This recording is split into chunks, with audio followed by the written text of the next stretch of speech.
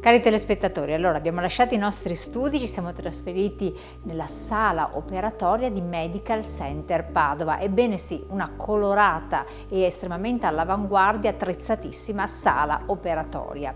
Ci ha fatto entrare il dottor Alvise Cappello, direttore sanitario di Medical Center Padova. Grazie dottore di ospitarci. Buonasera dottoressa Cognito. Allora, voglio partire proprio dalla sala operatoria. Perché? Innanzitutto perché è estremamente accogliente, quindi un modo per sfatare l'idea della sala operatoria.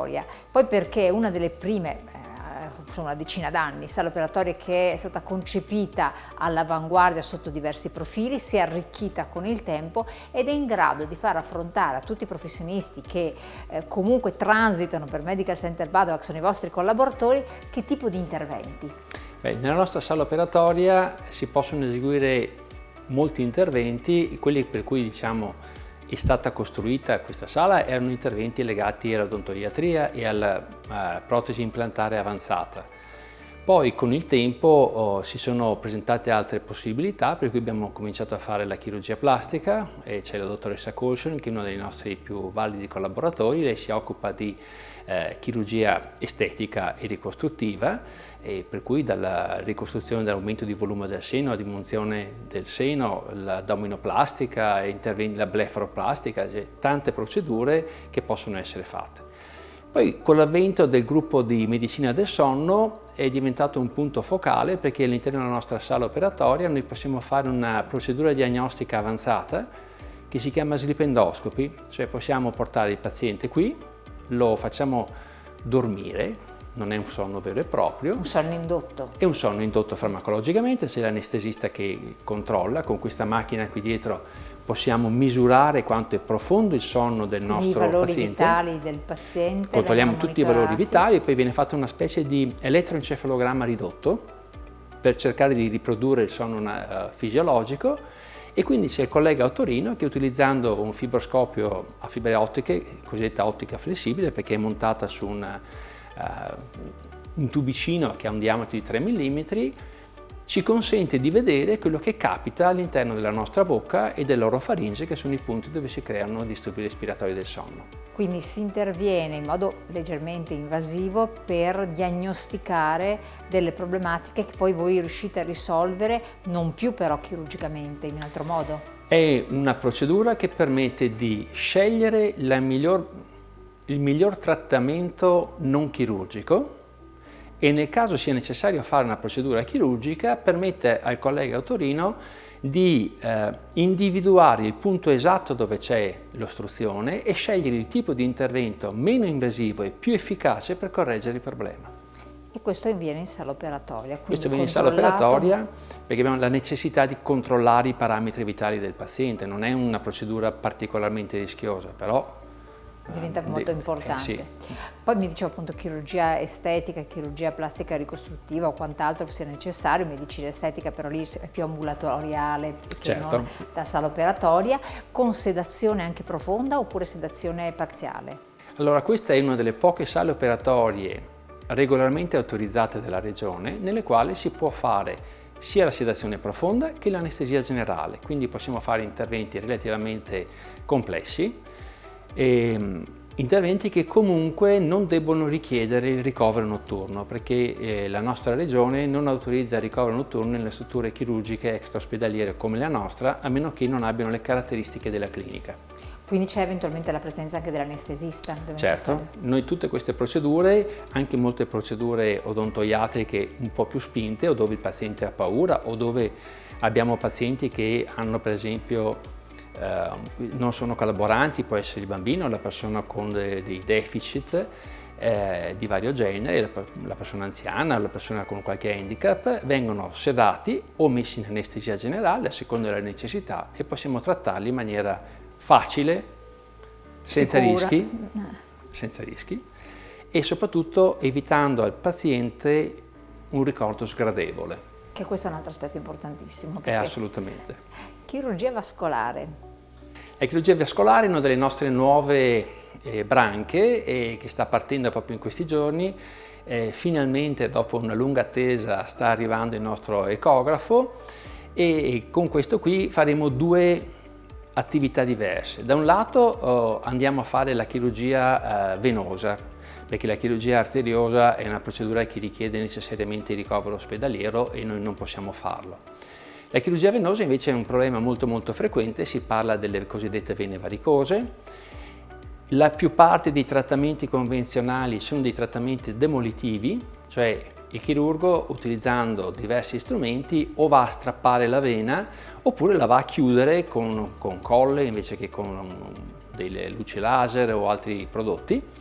E noi invece col nostro dottor Ghiro, che è il nostro cavallo di battaglia in questo settore qui, andiamo a individuare quello che è l'albero venoso più o meno efficace che ha il paziente e poi con delle sapienti legature delle vene nei punti più opportuni conserviamo le vene di quel paziente e cerchiamo di guidare il flusso di sangue nelle zone più profonde.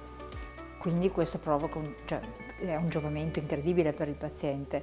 Il vantaggio è enorme, e i tempi di ripresa sono molto rapidi e soprattutto, ma non ultimo, anche il decorso post-intervento? Certo, è una procedura che si fa in un'oretta circa, è finita, il paziente va a casa tranquillamente subito, ma come dicevo soprattutto ci dà un grosso vantaggio, ci permette di conservare le vene del paziente. Quel paziente dovesse poi trovarsi ad avere necessità di fare un bypass, invece di utilizzare un pezzo di tubo prodotto in fabbrica, che va benissimo ma non è buono come una nostra vena, può avere il prelievo del tratto di vena che serve e messo per riparare un circuito arterioso che può essere più critico. Questo quindi è un aspetto molto importante. Fondamentale. Odontoiatria, aveva accennato, interventi un po' particolari.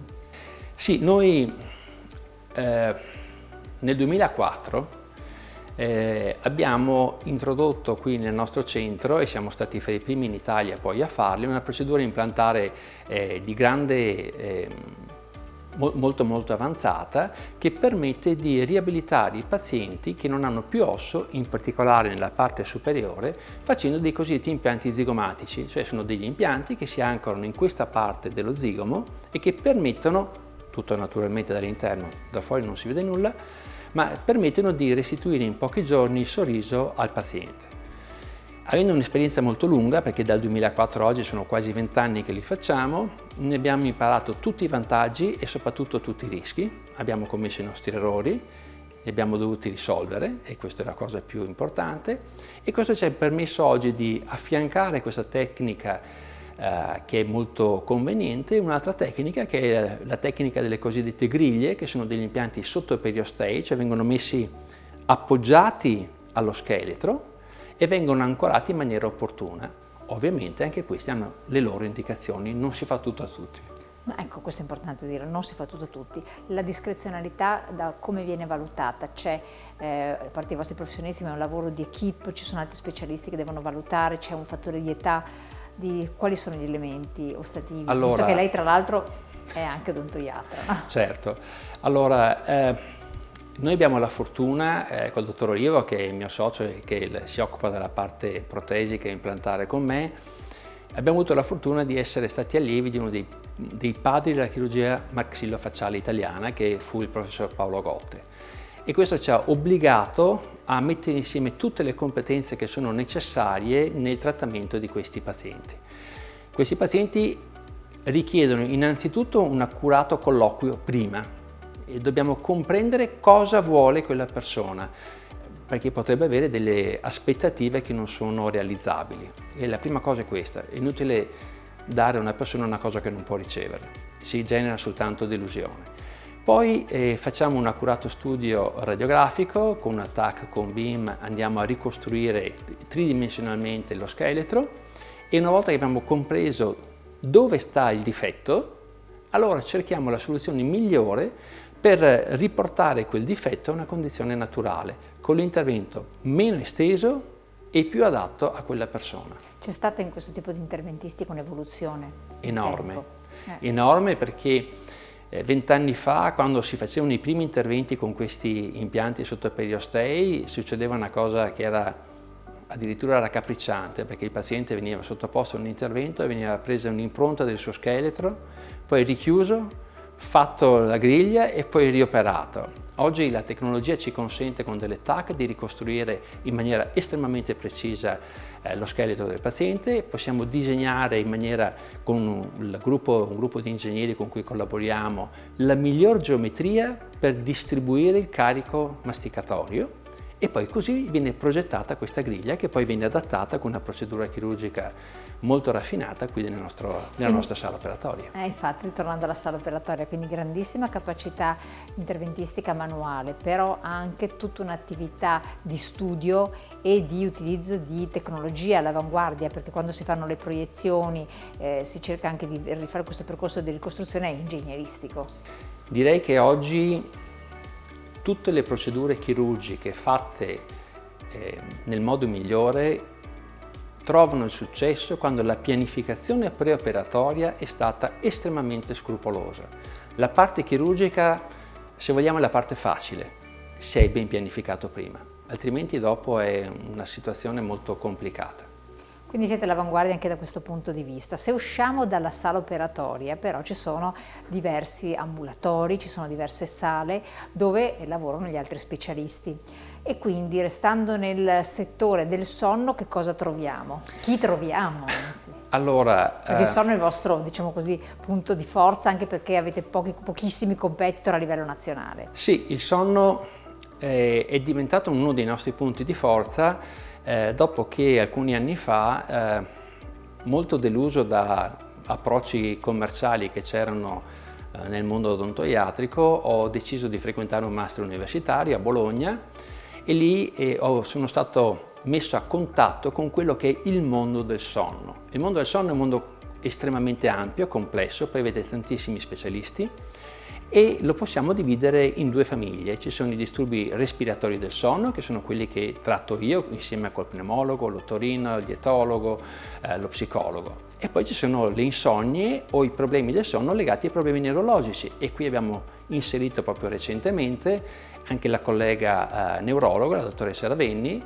e anche qui adesso noi possiamo fare uno studio del sonno estremamente avanzato perché siamo dotati della possibilità di fare una polisonnografia completa, cioè registrare non solo come respira il paziente finché dorme, ma insieme registrare un elettroencefalogramma per tutta la notte. Il paziente fa questa procedura a casa sua, quindi in un ambiente molto confortevole e questo ci permette di aiutarlo a trovare la soluzione per il suo problema, che sia un'insonnia o che sia un problema respiratorio, un'apnea notturna. Restando legati all'ambiente sonno, però in realtà è legato a tante problematiche, l'aspetto fisico della persona e quindi una sana dieta, ritrovare il peso forma o avvicinarsi il più possibile e trovare un equilibrio. Voi avete anche lo specialista in scienza dell'alimentazione e un medico qualificato, vero? Certo, perché nell'ambito del sonno, in particolare di disturbi respiratori del sonno, il controllo del peso corporeo e l'accumulo di grasso nelle zone profonde del corpo, quindi la parte dell'addome e il collo, è un punto cardine del trattamento. Proprio oggi ho visto un nostro paziente, questo pesa 125 kg e è un candidato alla chirurgia bariatrica. Ora, noi questo non possiamo farlo perché è una chirurgia che richiede strutture molto più complesse, però il fatto stesso che per curare un problema del sonno si renda necessario fare un intervento di chirurgia bariatrica, cioè di restringimento dello stomaco per permettergli di perdere peso, dà l'idea di quanto sia importante il controllo del peso. Poi alimentarsi in maniera corretta è fondamentale perché di nuovo così ci agganciamo di nuovo alla parte della diagnostica vascolare. Diete scorrette determinano forti aumenti di peso e questi aumento del colesterolo, glucosio e tutti i problemi correlati. E tra l'altro anche recuperare un peso forma o comunque anche un equilibrio sia per l'uomo che anche per la donna e quindi avvicinarsi sempre più a quelle che sono le avanguardie della medicina di genere. Questo è un altro punto che è fondamentale. Noi medici, soprattutto quelli della mia età, siamo stati formati pensando sempre e soltanto che uomo e donna più o meno fosse sempre la stessa cosa. Oggi fortunatamente la ricerca scientifica ci sta dimostrando che è fondamentale curare le donne in maniera diversa dagli uomini. Ad esempio noi adesso abbiamo in corso una serie di check-up ematochimici e sono differenziati per uomo, per donna e per età. Non è la stessa cosa fare una ricerca di problemi anche banali di screening in una donna di 30 anni e una donna di 60. Analogamente, un uomo di 30 anni non ha gli stessi problemi di un uomo di 60. Assolutamente. A proposito di screening, check-up, voi avete adesso tutta una serie di esami che che è possibile fare, dei pacchetti di esami, insomma, a seconda delle problematiche, ma ce ne sono veramente decine e decine per uomo e per la donna, e poi anche altre tipologie. E questo è un problema che purtroppo è in parte conseguenza delle difficoltà anche del sistema sanitario nazionale. Oggi i medici di base sono stati pesantemente colpiti da quello che sono gli esiti, quello che è stato il Covid, e si trovano numericamente pochi, e per cui le persone si trovano in difficoltà nel trovare chi li possa aiutare, o magari non vogliono andare tante volte dal medico e quindi vogliono accorciare i tempi. Qui da noi il paziente può fare tutti gli esami del sangue, sia quelli che gli prescrive il medico, sia questi pacchetti preconfezionati che abbiamo noi, e questi pacchetti vengono individuati sulla persona. Il paziente tra l'altro spende meno che col sistema sanitario nazionale, ha un servizio molto confortevole, una infermiera strepitosa che fa il prelievo dove anche non si riesce, rapidamente in un ambiente confortevole. Quindi sia per bambini che anche per molto anziani, questo è bene Assolutamente, aggiungere. facciamo anche i prelievi a domicilio. Ecco, volevo proprio leggerli rapidamente, ma merita leggere perché almeno uno si fa l'idea di quello che dicevo tutte le altre tipologie di esami. Abbiamo ormoni donna, ormoni uomo, oncologia donna, oncologia uomo, sesso, contraccezione, intolleranze, celiachia, sport, salute donna, salute uomo specifica, la tiroide, il cuore, il fegato, i reni, la prostata, la digestione, il diabete, l'anemia, lo stress, la stanchezza, il metabolismo, che è un altro problema molto frequente, e anche l'artrite. Questi sono alcuni degli esempi dei vostri pacchetti, diciamo così, pacchetti che voi fornite, tutti completi con tutti i vari esami diagnostici che vengono fatti. Un'altra qualcosa invece che serbate pronto per raccontarcelo, che cos'è, dottore? Beh, adesso siamo, come dicevo prima, stiamo in linea finalmente di partenza con la diagnostica vascolare e con la parte neurologica, perché finalmente sono arrivate queste macchine. Il Covid ha pesantemente colpito tutti i settori. Non trovate l'automobile in concessionaria, ma anche le macchine per la diagnostica sono difficili da procurarsele. Quindi stanno arrivando, sono prossime. Sono arrivate finalmente, adesso tra domani e dopodomani.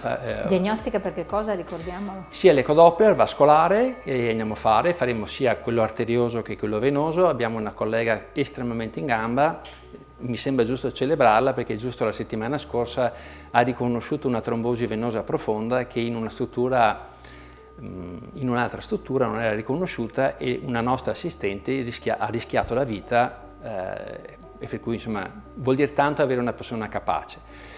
Questa macchina qui permetterà anche di fare la cosiddetta terapia antalgica. Noi abbiamo un collega anestesista che si preoccupa di togliere il dolore cronico a chi ne soffre, e in taluni casi la somministrazione di questi farmaci è facilitata dall'uso dell'ecografo, per cui l'anestesista può dirigere l'ago con cui inietta questi farmaci in maniera molto precisa con l'aiuto dell'ecografo. Caspita, è una cosa di precisione. L'ultimo aspetto che stavo quasi dimenticando, perché abbiamo parlato tante volte di odontoiatria, l'abbiamo fatto anche con lei e con il dottor Olivo, l'aspetto estetico viene curato, anche quello è molto importante. L'aspetto estetico, il recupero del sorriso. Assolutamente. Noi quando incontriamo una persona, le prime cose che guardiamo sono gli occhi e il sorriso. Ovviamente quando si parla di estetica parliamo di un problema che è assolutamente personale. Noi possiamo viverlo in maniera diversa. Quando un paziente non è soddisfatto del proprio sorriso, sostanzialmente due sono le tecniche che possiamo utilizzare. Possiamo fare un trattamento ortodontico se i denti sono storti, e in questo caso possiamo modificare l'aspetto e il sorriso della persona.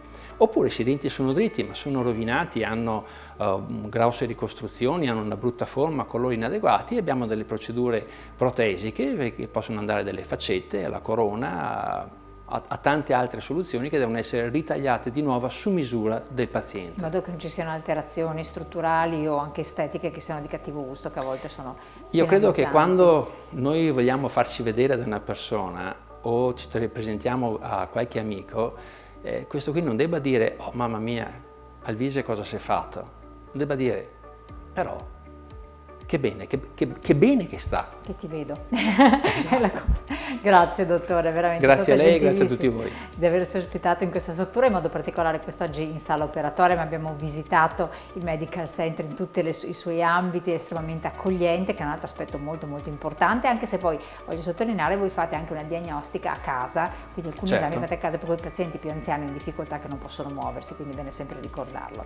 Esatto. Allora, noi ringraziando il dottor Luisa Capello, direttore sanitario del Medical Center di Padova, e lasciando questa struttura ritorniamo naturalmente in studio per le nostre altre interviste. Io vi ringrazio, vi lascio la pubblicità, rivedete poi naturalmente la puntata nel nostro sito internet, oppure perché no visitate il sito internet di Medical Center Padova. Grazie.